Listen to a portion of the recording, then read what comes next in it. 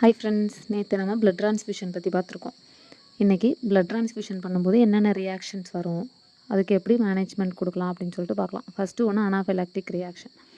So இது ரொம்ப severe, life threatening. நம்ம ட்ரீட் பண்ணாமல் விட்டுட்டோம், பார்க்காம விட்டுட்டோம்னா சடனாக டெத் ஆகிடுவாங்க பேஷண்ட்டு.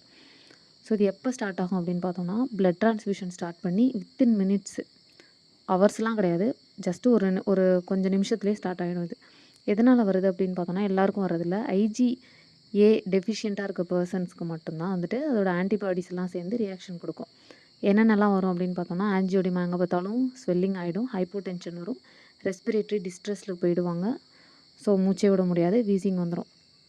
ஸோ இதுக்கு எப்படி மேனேஜ்மெண்ட் அப்படின்னு பார்த்தோம்னா, எபினெஃப்ரின் 0.5 ml எடுத்து 1:1000 ஐஎம்மாக கொடுப்பாங்க stat. And IV fluids rush பண்ணுவாங்க. ஆன்ஜியோடிமா சொன்னோன்னா ஸ்டீராய்ட்ஸ் கொடுப்பாங்க. இது எல்லாத்துக்கும் ப்ரேயராக பெஸ்ட்டு ட்ரீட்மெண்ட் என்ன அப்படின்னு பார்த்தோன்னா, உடனே ட்ரான்ஸ்ஃபியூஷன் போயிட்டுருக்குல பிளட்டு, அதை உடனே ஸ்டாப் பண்ணிடணும். அதுதான் ஃபஸ்ட் அண்ட் ஃபார்மோஸ்ட் எல்லாத்துக்கும் முன்னாடி. அதுக்கப்புறம் தான் நம்ம மேனேஜ்மெண்ட்டு ஸ்டார்ட் பண்ணணும்.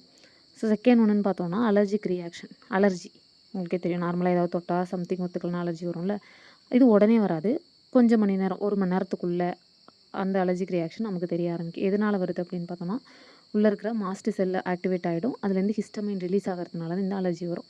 இதில் என்னென்ன வரும் அப்படின்னு பார்த்தோன்னா, வீசிங், ஹைவ்ஸு, இச்சிங்கு, ஹைப்போடென்ஷன், ஸோ அதை மாதிரி சிம்டம்ஸ் எல்லாம் வரும். இதுக்கு என்ன கொடுப்பாங்க அப்படின்னா, ஆன்டி ஹிஸ்டமின் கொடுப்பாங்க. நம்ம ஸ்டாப் பண்ணிடுவோம்னு சொன்னோம் ஃபஸ்ட்டே. ஸ்டாப் பண்ணதை சிம்டம்ஸ் எல்லாம் ரிசால்வ் ஆச்சு அப்படின்னா நம்ம ரீஸ்டார்ட் பண்ணிக்கலாம் அலர்ஜிக் ரியாக்ஷனுக்கு. Next acute hemolytic transfusion reaction. Hemolytic, அப்போ ஹீமோலைசிஸ் ஆகிடுது. இது எப்போ ஆகும் அப்படின்னு பார்த்தோன்னா, 1 ஹவருக்குள்ளே நடந்துடும். இது எதனால் வருது அப்படின்னா, ஏபிஓ இன்கம்பேட்டபிலிட்டி, டோனருக்கும் ரெசிபியண்ட்டுக்கும் இன்கம்பேட்டபிலிட்டியாக இருக்கும்போது டோனரோட பிளட்டு நம்ம கொடுக்குறோம்ல, அந்த பிளட் செல் எல்லாமே லைசிஸ் ஆகிடும். லைசிஸ் ஆச்சுன்னா ஃபீவர், சில்ஸ் வந்துடும், ஃப்ளாங்க் பெயின் சொல்லுவாங்க. யூரினில் ஹீமோக்ளோபின் அந்த உடையுதில்ல, அது எல்லாமே யூரின் வழியாக வந்துடும். டிஐசி ஸ்டேட்டுக்கு போயிடுவாங்க. இதில் ஃபஸ்ட் அண்ட் ஃபார்மோஸ்ட்டு உடனே ட்ரான்ஸ்ஃபியூஷன் ஸ்டாப் பண்ணிடணும். ஐவி ஃப்ளூயிடை நல்லா ரஷ் அவுட் பண்ணணும். மேப் வந்து மோர் தென் 65 வச்சுக்கணும். அது இல்லை ரொம்ப போயிட்டாங்க, டிஐசிலாம் போயிட்டாங்கன்னா நாரட்டு, டோபுட்டமைனு இந்த சப்போர்ட்லாம் வச்சுட்டு அவங்கள கொஞ்சம் நல்லாவே பார்க்கணும். இன்னும் ஒரு 3 கண்டிஷன் இருக்குது, நம்ம நாளைக்கு பார்க்கலாம். தேங்க்யூ ஃபார் வாட்சிங்.